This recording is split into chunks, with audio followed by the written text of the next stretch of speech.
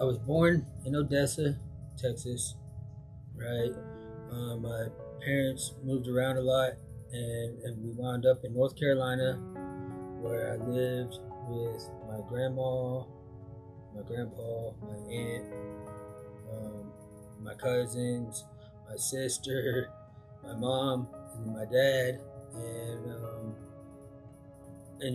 from then I was just a typical kid, played outside a lot, um, and life was good. I was about 7 years old when they divorced, and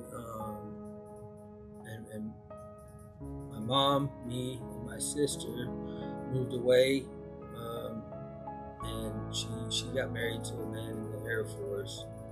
He was abusive, and he was abusive to her and to me.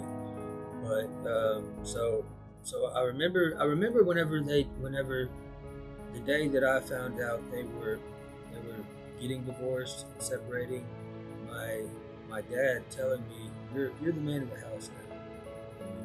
You got to take care of your mom and your sister, and that instilled this belief in me. Right then and there, I quit being a normal kid.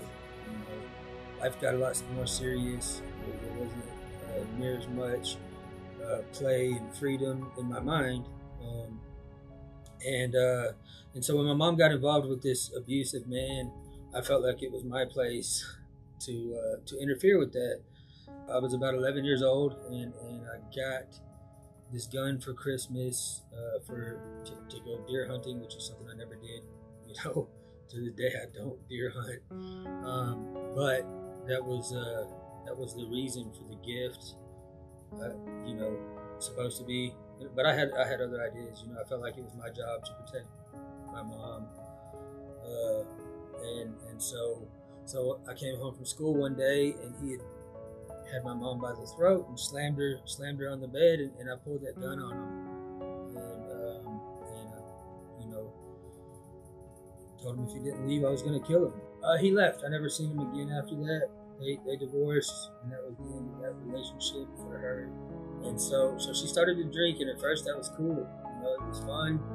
Uh, I would drink with her as a kid, and I thought that was pretty cool at the time. I didn't know that was not normal.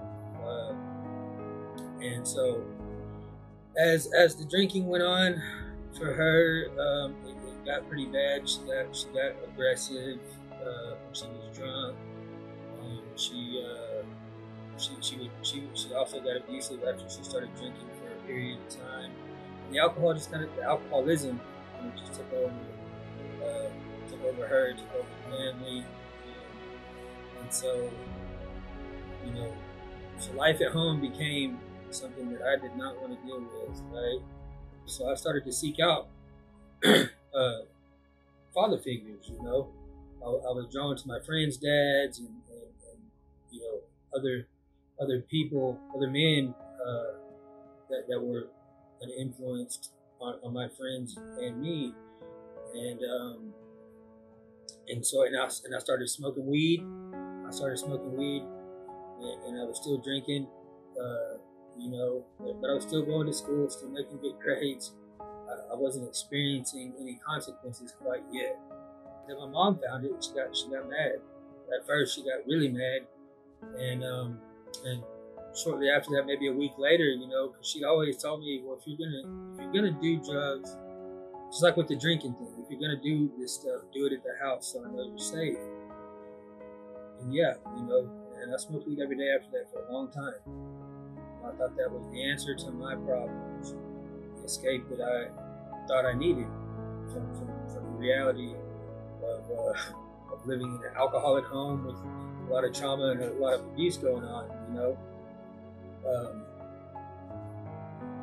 and so it felt good for a time. It sufficed for a time, but through the smoking the weed, once her friends quit smoking with me, I started looking on my own to get this stuff, right? This marijuana, and through that, I ran into some people that also did meth. I remember walking in on my best friend's dad, uh, walking into his room, and he was in the bathroom. The bathroom door bathroom didn't have a door on it. He was in the bathroom and he jumped up and he was all skittish, and freaked out. It looked like. So I was like, "Well, what are you doing?" Like, nothing. I was like, yeah, right. BS. What are you doing? And he told me, and it's like this is crystal. He said this is crystal meth. I said, well, let me see it. I've never even seen it before. And I looked at it. I was like, oh, I'm gonna do something there. That's what I told him. He's like, no, you're not. I said, yes, I am. And so at this point, he was in a position to where he's got his own addiction going on. He doesn't want his kids to find out he's doing meth, and so he was actually shooting it up. But so he's like, okay, let me find a pipe, and he was looking for a pipe for like an hour and a half. Just screw it, just let me do it. You done it. And he grabbed me by my shoulders and he started crying. Please don't ever put a needle in your arm. And there was a lot of, I could see the fear in his eyes. I could feel the emotions there, and I could see it on his face. He was bawling, about it. So anyways, he wound up coming back with some foil, and I remember taking a couple of hits of that meth off the foil, and I thought I had arrived. This is the missing piece to the puzzle. I'm going to do this for the rest of my life, right here.